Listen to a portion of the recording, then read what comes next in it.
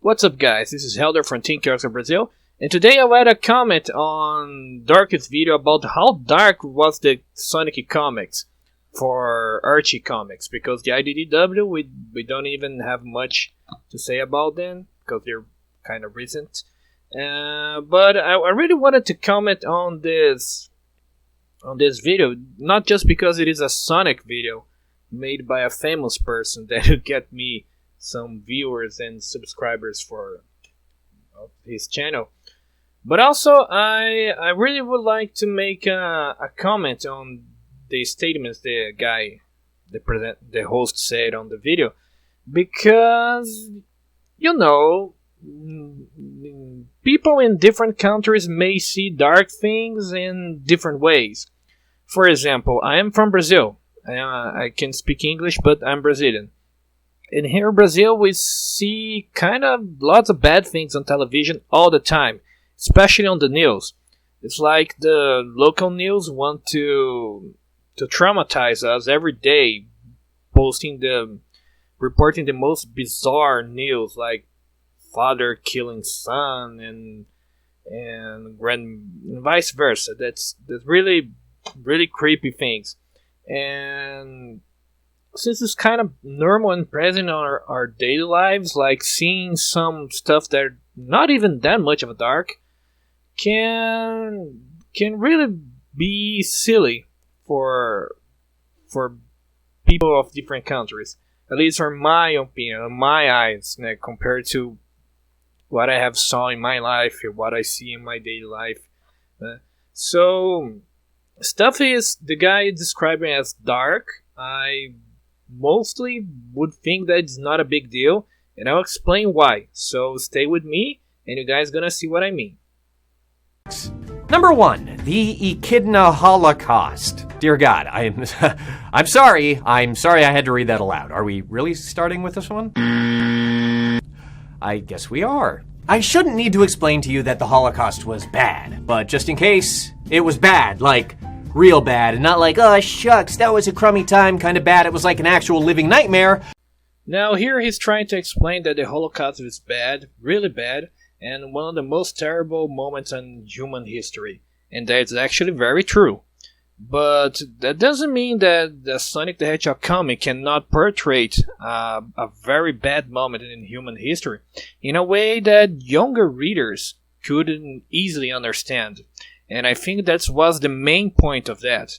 I think that it was not just because they ran out of ideas. They just wanted to portray a very bad, a very sad moment in human history in a way that younger readers could understand, and in a way that would not be so shocking, I guess. And that's a good thing. That's good for try to explain or try to portray bad things in a more in a less cruel way, because younger people may tend to understand how bad it was, how you know what I mean. They were just trying to teach kids how bad the Holocaust was, or maybe trying to transmit this message for young readers, so they could empathize to the victims, and that is just fine. And that is very fine, especially because one of the authors was a guy that was in real life, that he was in the concentration fields in World War II, and I think that is a kind of, it can be seen as a dark moment in Sonic Comics, but it's not that much of a dark. It's more, I guess it's more of an educational kind of, because it's trying to pass a moment of real world history in the comic world, in the Hedgehog and Fox's world, and that's a good thing. That's a very good thing, and I don't think it's personally dark. I think it's a moment for reflection. In my opinion, it's not necessarily dark, I guess, because as I told you, this is just my opinion. I have different opinions, and I have a different culture, country background. So this is just me. So let's keep on doing. See what else is the most dark moments in the Sonic the Hedgehog comics history. What else could it be so dark? The world of Sonic the Hedgehog is the bombed-out wasteland of human civilization. What do Fallout and Sonic have in common? If you said nothing, well, you're close. You got the thing part right. They actually have everything in common. Canon within the world of Sonic comics, the world of Mobius is in fact just Earth, but the Earth of a far-flung future where all we have ever known has crumbled to dust following the annihilation of nuclear war. That's right, the world as we know it was blown to smithereens in something called the Final War. Kind of the Archie Comics friendly way of saying the war to end all wars. Well, so here he's saying that the Sonic world in the comics is a post-apocalyptic world where there was a nuclear war that wiped out humanity, and Sonic's powers was born out of something. You know, the world is built upon an apocalyptic world.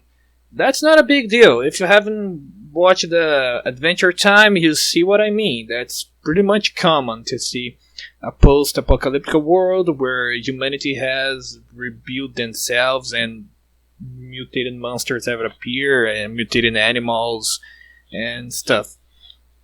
And I don't necessarily think that is that much of dark. It is actually very realistic. They're trying to be realistic with a cartoon character, and that's what happens. That's what actually happens. They're mutated animals that came from a nuclear war.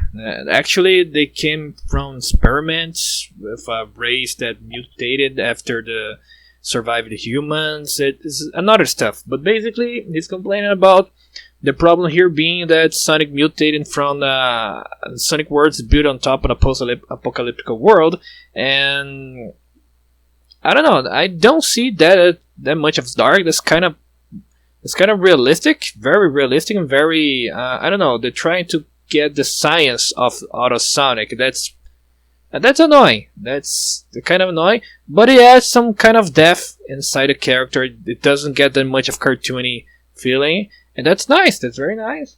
And I don't see there that much of necessary dark. I see that much of, I don't know, kind of like a Marvel Comics setting for the world, I guess.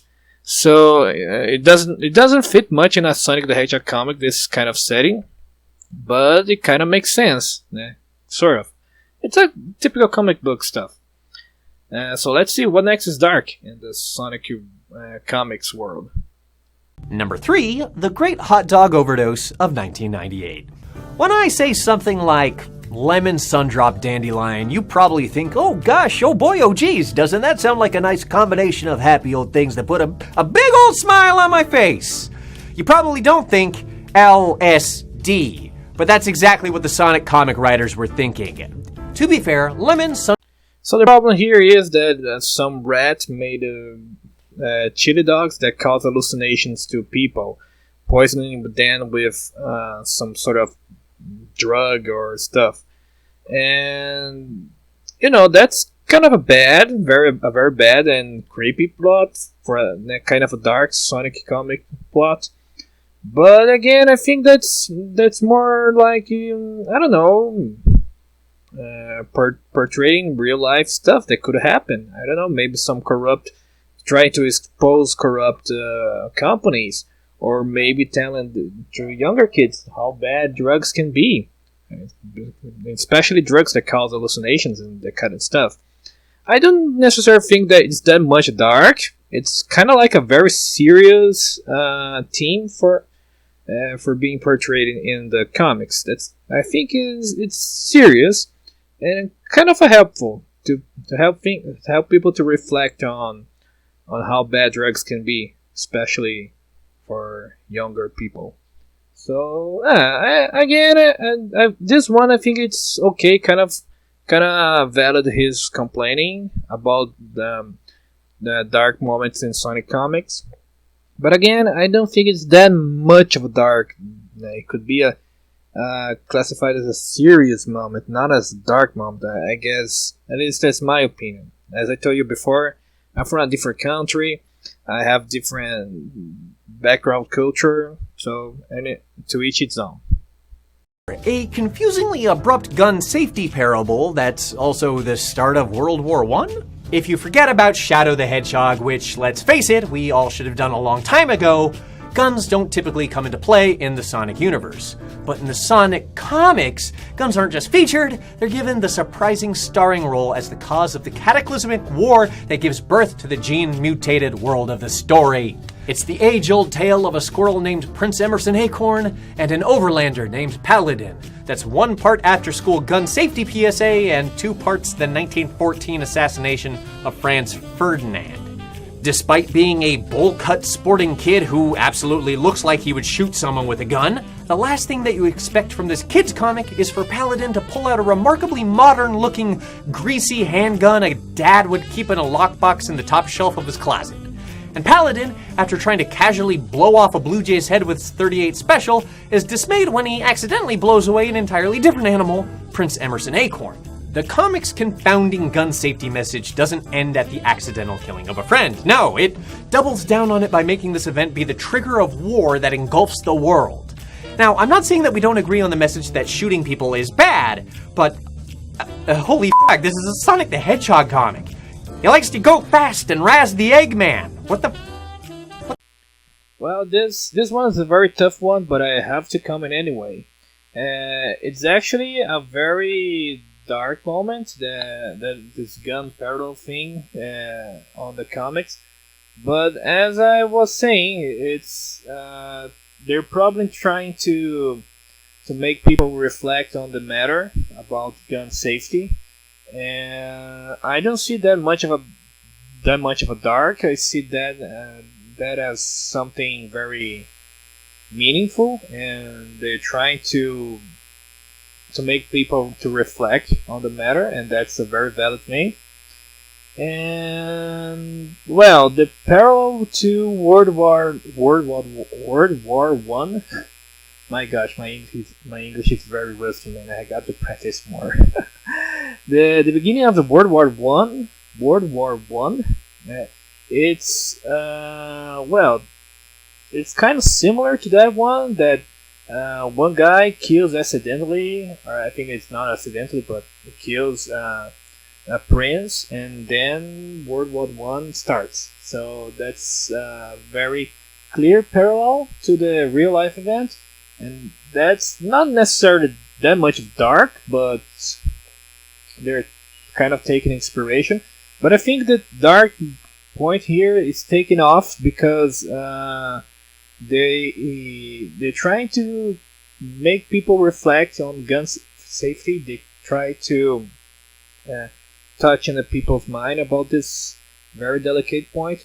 And as you guys know, in the US, in Brazil too, but mostly in US, gun safety, people, crazy people wearing guns, using guns, it's not a good thing. It's being led to many tragedies, and that's a very serious point that kids these days should reflect, so when they become adults they could do something about it. So I don't see that as dark at all. After made this statement, I think that's kind of a very heroic point, because it's obvious that the authors are trying to make people to reflect about serious stuff for kids, because when you're a kid, you get more sensitive to stuff, and when you grow older, you may think better about stuff, about things that oh my gosh, that doesn't make sense. Let me share you a few thoughts on my mind. When I was a little kid, I was always constantly told to protect the environment, because there was this cartoon called Captain Planet about kids trying to protect Earth from pollution, from the excessive killing of animals, and trying to protect Earth and the environment. And I thought this that show had a very deep and very meaningful way in my life. It really touched me because there was a serious problem going on in the world, and there was these guys trying to make the difference. They're trying to be heroes, trying to save the planet, and that felt real. And I was kind of shocked to know that the problems they were facing, like pollution, like dismatation. I don't know how to say in English, but the cutting trees down, a lot of cutting trees down, and that's very serious problem that is happening on real life, and that's really bad. Someone should do something about it, and it's up to us at the time, younger generation from the 90s, to grow older and protect the earth ourselves with more consciousness about the problem. And my gosh, after after reflecting upon it, this video, that made me remember these memories that I always want to protect Earth. I always wanted to help to recycle stuff, and I always want to protect the animals because I like animals. I don't want them to disappear because some crazy people are hunting them for or and destroying their natural habitat. And that kind of consciousness made me economize energy here in my house. Not just because we have to pay bills, but energy bills, electric bills, and they're kind of expensive. But as you guys can see, electric energy comes from, here in Brazil at least, comes from hydroelectric powerhouses, and these powerhouses makes a huge impact in the environment, which makes a huge impact in wildlife and of course in the animals which I like to protect. So if I use electric energy with wisdom and being rational about it, it kind of would help not to increase more electric stations in my country, and that would not help to increase the number of problems in nature. My gosh, you guys can see how deep we can go on this matter about dark moments in Sonic comics. They're not dark for being dark. They're dark for trying to make people to reflect, especially younger kids, to reflect about real life problems. Oh my god, that's the main point of this video, guys. Pay attention to this. These moments, as the guy said, it's kind of dark, but actually, in my opinion, they're not that much dark because I've seen worse in my life. But they're trying to make these parallels to real world problems, very deep and dark real world problems, just to make kids to reflect and where they grow older to see how bad this stuff are, and they're trying to make them feel more compassionable. They feel more compassion about these very specific problems, guys. I don't think I don't even want to go on in this video, guys. Get what I mean? All these dark moments in Sonic comics, they're not that much dark. They're much more real dark stuff in the world. Of course, as you may think, oh, but it's a Sonic the Hedgehog comic. It should be always playful and fun, and that's not true. You guys should they should incorporate real world problems on stuff like that to help kids grow smarter and more compassionate, to feel more compassionate about real world problems, and to add a conscience on their minds about trying to protect the environment, about gun safety, about corrupt companies. Actually, corruption is a very big deal here in Brazil, and